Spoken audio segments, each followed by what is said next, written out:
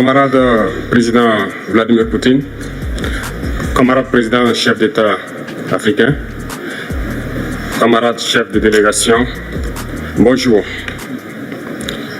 C'est un honneur pour moi ce matin donc de prendre la parole ici et de vous passer donc le salut fraternel du peuple du pays des hommes intègres. C'est aussi le lieu pour moi, avant tout propos, de rendre grâce à Dieu, Dieu Tout-Puissant qui nous a permis de nous réunir ici ce matin en bonne santé pour parler de l'avenir et du bien-être donc de nos peuples. Je m'en vais m'excuser auprès des anciens que je pourrais vexer dans mes propos à venir. Africanité oblige, les droits d'aînesse, je me dois de m'excuser. Camarades, j'ai quelques questions donc de ma génération, mille et une questions qu'on se pose. Mais nous n'avons pas de réponse. Et il se trouve qu'ici, nous pouvons laver donc notre linge sale parce qu'on se sent en famille. On se sent en famille en ce sens que la Russie est une famille aussi pour l'Afrique. C'est une famille parce que nous avons la même histoire.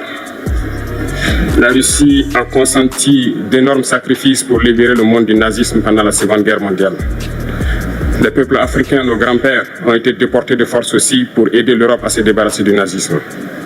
Nous partageons la même histoire en ce sens que nous sommes les peuples oubliés du monde. Qu'ils soient dans les livres d'histoire, dans les documentaires ou films, on tend donc à balayer le rôle prépondérant qu'a joué la Russie et de l'Afrique dans cette lutte contre le nazisme. Nous sommes ensemble parce que actuellement nous sommes là pour parler de l'avenir de nos peuples, de ce qui va advenir demain, de ce monde libre auquel nous aspirons, de ce monde sans ingérence dans nos affaires internes. Nous avons les mêmes perspectives et je souhaite que ce sommet soit l'occasion donc de pouvoir tisser de très bonnes relations en vue d'un meilleur avenir de nos peuples. Les questions que mes générations se posent sont les suivantes, si je peux me résumer.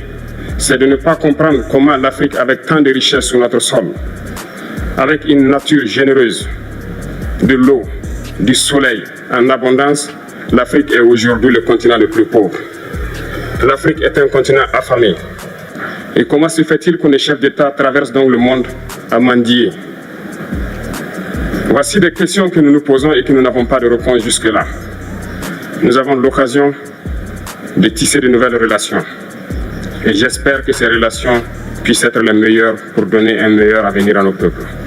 Ma génération me charge aussi de dire que, par ce fait de pauvreté, ils sont obligés de traverser l'océan pour essayer de rallier l'Europe. Ils meurent dans l'océan. Mais que prochainement, ils n'iront pas traverser parce qu'ils viendront devant nos palais pour chercher leur pitance quotidienne. Pour ce qui concerne le Burkina Faso, aujourd'hui nous sommes confrontés depuis plus de 8 ans à la forme de manifestation la plus barbare, la plus violente du néocolonialisme, de l'impérialisme. L'esclavage qu'on tend encore à nous imposer. Nos dévanciers nous ont bien appris une chose. L'esclave qui n'est pas capable d'assumer sa révolte ne mérite pas que l'on s'apitoie sur son sort. Nous ne nous apitoyons pas sur nos sorts, on ne demande pas que quelqu'un s'apitoie sur notre sort. Le peuple burkinabé a décidé de lutter contre l'île terroriste en mesure de relancer son développement. Dans cette lutte, des vaillants peuples, des vaillantes populations se sont engagées à prendre les armes face au terrorisme. Ce que nous avons affectueusement appelé les VDP, des volontaires. Nous sommes surpris de voir les impérialistes traiter ces VDP de milices et de tout type. C'est décevant. Parce qu'en Europe, lorsque des peuples prennent les armes pour défendre leur patrie, on les traite de patriotes. Nos grands-pères ont été déportés pour sauver l'Europe. Ce n'était pas avec leur consentement, contre leur gré. Et bien au retour, on se rappelle bien qu'à Tiaroy, lorsqu'ils ont voulu revendiquer leurs droits élémentaires, ils ont été massacrés. Cela ne fait rien donc. Lorsque nous, peuple, nous décidons de nous défendre, on nous traite de milices. Mais là n'est pas le problème. Ce qui est le problème, c'est de voir des chefs d'État africains qui n'apportent rien à ces peuples qui se battent, mais qui chantent la même chose que les impérialistes en nous traitant de milices, en nous traitant donc d'hommes qui ne respectent pas les droits de l'homme. De quels droits de l'homme parle-t-on? Nous nous offusquons contre cela et c'est honteux. Il faut que nous, chefs d'État africains, nous arrêtons de nous comporter donc en marionnettes qui dansent à chaque fois que les impérialistes tirent sur les ficelles. Hier, le président Vladimir Poutine a annoncé l'envoi de céréales en Afrique. Nous sommes bien contents. Nous lui disons merci pour cela. Mais aussi, c'est un message passé à nos chefs d'État africains. Parce qu'au prochain forum, nous ne devrons pas venir ici sans avoir assuré, pour ceux qui ne connaissent pas la guerre, l'autosuffisance alimentaire de nos peuples.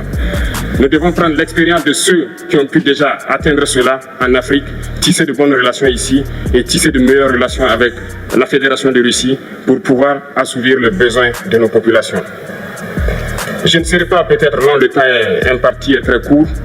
Nous sommes obligés de nous arrêter à un moment donné. Mais je voudrais terminer en disant que nous devons donc rendre hommage à nos peuples qui se battent. Gloire à nos peuples, dignité à nos peuples, victoire à nos peuples. La patrie ou la mort, nous vaincrons.